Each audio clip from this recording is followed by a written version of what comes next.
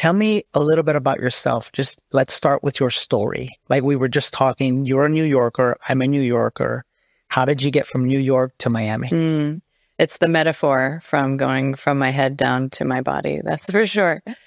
I guess one of the most relevant aspects of my, long and expensive debt accruing journey into the medical field is that my mom is Italian. So I'm second generation. And anyone who's second generation knows that there's a lot of pressure on your academic performance. And you basically think you can be a doctor or a lawyer, but you better make it worth it that they left the motherland. So I had a lot of pressure on me to perform. And so I was one of these, and this is so common now for women in my generation. I was one of these women who was appreciated and valued for my capacity to achieve and produce and succeed. And the notion that I could be loved and valued for just my beingness For you. is totally anathema to me. I am still trying to understand that and live that.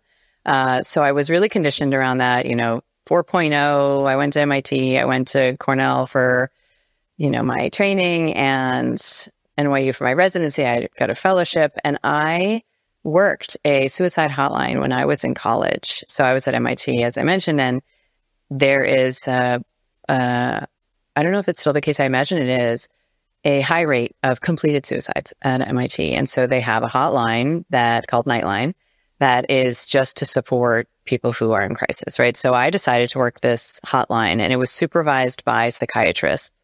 So I really was delivered now what I see as an illusion that we've cracked the code of human behavior and suffering. And the only thing you need to do is connect people with psychiatrists and associated medications. No. And everything's gonna be fine. No. So I believed that. And now when I look back, I recognize that many people become physicians and maybe specifically psychiatrists or psychologists because of a fundamental intolerance for their own discomfort around other people's discomfort. And I absolutely fit that bill. Like for me to just be with a person who was in distress was totally impossible for my nervous system. So to have a solution and to be able to connect them to a ready fix or what seemed like one was a win-win-win-win. So I went to medical school to become a psychiatrist. And I have identified as a feminist since I was out the womb, probably. Get out of here. Yeah. I don't feel that energy from you. Well, thank you. I'll take that as a compliment. Yeah. I've been working on it and wrote a book about it. And I specialized in what's called reproductive psychiatry. So I was one of the first 300 in the world to meet the demands of the 1 in 4 women who were entering pregnancy on psychiatric meds. Hold on, one in 4. It's probably more now, but yeah, at the time I was specializing, there were 1 in 4 women who were either pregnant, right, like unplanned or unexpected, or contemplating pregnancy or postpartum on, let's say, Zoloft or Paxil or, Prozac, let alone other mood stabilizers or benzodiazepines or sleep meds. And we were in a position to help them make decisions around that. And so I became specialized in how to interpret the available scientific data to support these women in that decision. And I was well trained in how to read a study, and how to look at, the author's summary versus the actual methodology. But essentially, it boiled down to the conclusion was it's irresponsible and reckless to allow women to move through this very important stage of life unmedicated because untreated mental illness is dangerous, right? So this is what I was enculturated to believe. I became pregnant in my fellowship while I was specializing. Okay. So here I am, like card-carrying cult member of the allopathic system, total believer in all of it, so much that I would prescribe to pregnant and breastfeeding women every day. Oof. Okay. And I'm pregnant. And I remember I was sitting across from this woman who was pregnant. We're both pregnant. And I'm writing her prescription for Zoloft. And I just had this little voice arise inside of me that said, I would never take this. I don't care what data or science. You show me, I would never take this. This feels wrong. Wrong. Okay. So I ignore that. It's called cognitive dissonance, right? I ignore that and just suppress that and moved on. Fast forward to I was about 10 months postpartum, and I was diagnosed with my first medical condition. Now, I had been living like a McDonald's, Twizzlers, Snickers, 6 cups of coffee a day. I've always been thin, so I didn't even exercise. Like, I was living that life, okay? And total New Yorker, total stress junkie.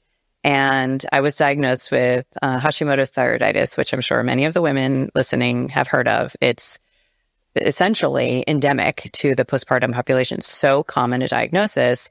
And it often masquerades as postpartum depression because the symptoms are exactly the same. So I'm diagnosed with this, and that same voice comes up saying, I'm not taking a prescription. Hell no. I'm not walking my ass to CVS every month and dealing with this. Plus, I know women who take Synthroid and take these synthetic hormones, and they never feel and well. Still, yeah, and yeah. So where's the escape hatch?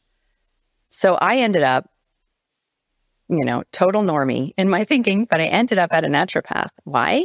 Not because I believed in that, or thought that was a legitimate option, but because I was unwilling to do what I had been, offering patients for all those years. That was your higher self speaking to you. That's the only way to explain it. Yeah. Because otherwise it really makes no sense. And so I went to see this woman. She was very academic. So she didn't have like sage and crystals around. I wasn't ready for that. We're ready, yeah. No.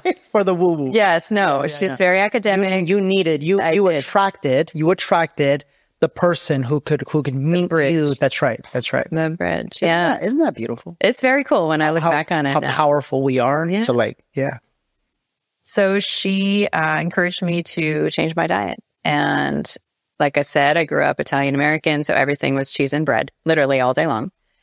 And I made some simple adjustments to my diet. I eliminated gluten and dairy. And within 18 months, I watched on paper, because again, I needed that. I watched on paper this diagnosis resolve. And you would think that I would have been like, well, this is so wonderful. This wasn't that hard. And meanwhile, I felt different in my body, in myriad ways.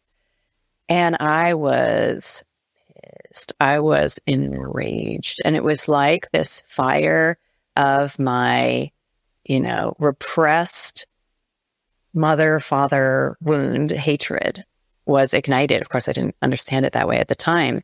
And it was like I drew my sword and I ran out on the battlefield and I was like, I'm going to take this system down. Why? Because I was... Oh, I like her. I can relate to that. I was never told. So here I am, blood, sweat, and tears, $200,000 of debt. Right. I working 100-hour weeks for $4 an hour. I was never told in all of that training and memorization that I could put a chronic recidivistic illness into remission. I was never told that nutrition has anything. I mean, you ask any doctor, at least from my generation, 1 hour of nutrition education, which is basically like, P.S. if you have diabetes, don't drink a big gulp and like cut your salt out if you have heart disease. That's the extent of nutrition education. So I was never taught that this was possible. And I went into the rabbit hole of the literature and I said, how did this happen? And so I started researching, turning over every stone and obsessively identifying the documentation that says not only can you through lifestyle, what's lifestyle? What you eat, what you drink, what time you go to sleep, what you think, right? So not only does that matter, but there's, at the time, like 25 years of data on a field called psychoneuroimmunology. And that's what it was coined, which is what you break it down to, right? Like it's the connectedness of your mind and your immune system and your hormones and your gut